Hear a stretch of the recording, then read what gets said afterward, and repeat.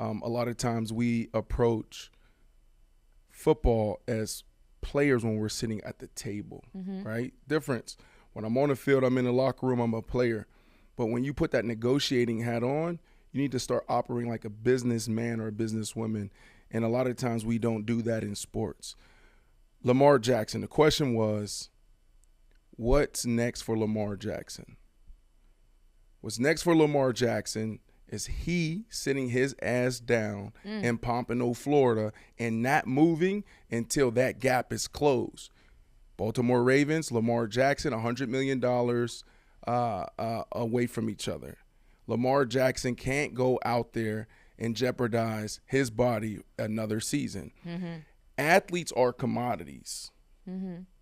What is a commodity? A high-value thing, a material, or you can be a commodity as a person, high-value person, whether in Hollywood or in the sports world. When you know you're a commodity, and just stay with me here, you have all the leverage. Why? Because there's another team out there that's willing to pay you what you want. Baltimore Ravens may not pay him the $200-something million in guaranteed money. But guess who will? Maybe those teams that I listed out on FanDuel Sportsbook. Maybe it's the Atlanta Falcons. Maybe it's the Miami Dolphins. Maybe it's the Jets, the 49ers, the Patriots, and I can go on and on. How does he navigate that if they franchise tag him, if they slap him with the franchise? Like, how do you navigate and still get what you want when a team has basically now handcuffed you? That's right. So as a commodity, right, whether it's a material in the ground somewhere, you want that, you have it.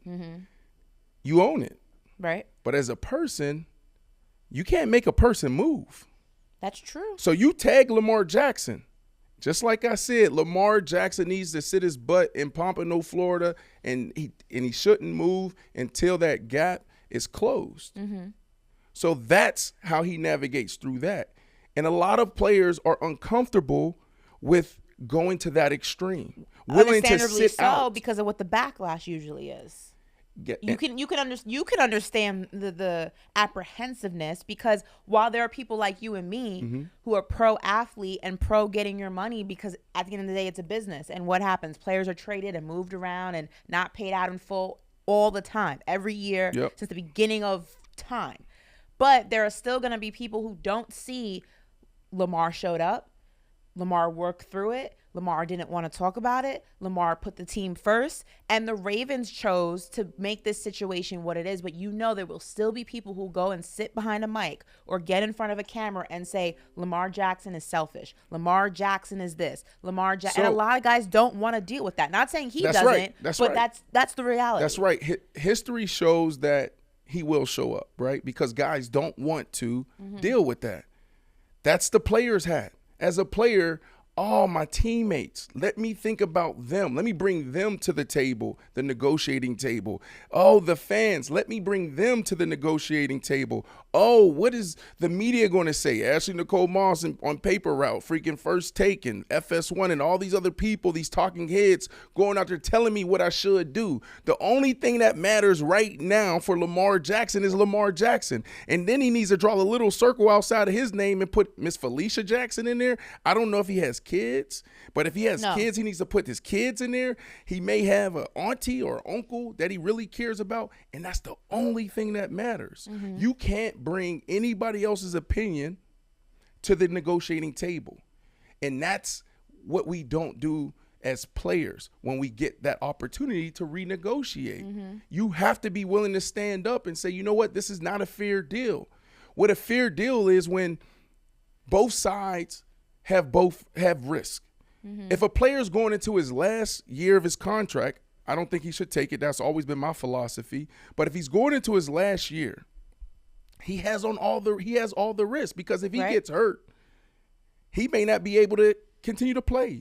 His career earnings may be drastically cut in half. Right. Or he may become a different type of player. He may not be able, that run game that he has may be taken from him, or there's a lot of things that changes your style as a quarterback depending on the injury. Yeah. Correct. So, biggest things with me with Lamar Jackson.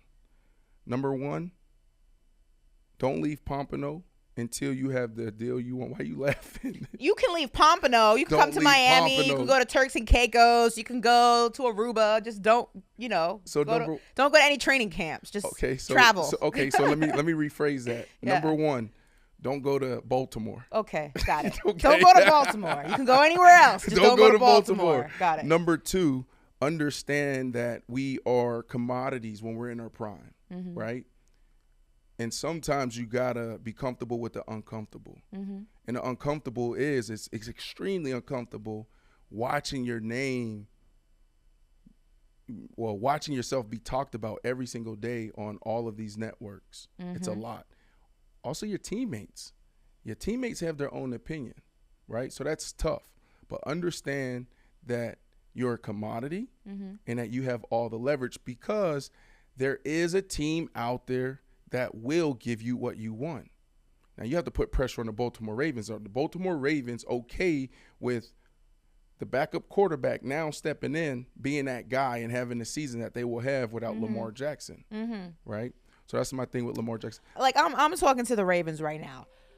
Who the hell do you think is in the draft or future drafts that you are willing to go ahead and play a game of chicken with Lamar Jackson? Do you think the second coming of Lamar Jackson is just sitting in the back of the fifth round of the draft, just waiting for you to find him? It's not happening. Lightning doesn't strike twice. You have a guy in front of you who has shown that he can go ahead and produce wins, who has won an MVP, who is liked by his teammates, who is supported by his teammates, who genuinely likes being a Baltimore Raven. He enjoys wearing the jersey that is on his back. He puts the team first. I mean, he's likable. People actually want to go ahead and sign him to endorsement deals, which then again only increases your brand equity as a franchise, because your franchise guy is likable. You see him on commercials, or you see him in ads, or whatever the case may be, and people say, oh, that's Lamar Jackson, quarterback of the Baltimore Ravens. But y'all want to play chicken like you have all this leverage. I'm going to tell you right now, for the Baltimore Ravens, if you are watching me right now, the front office,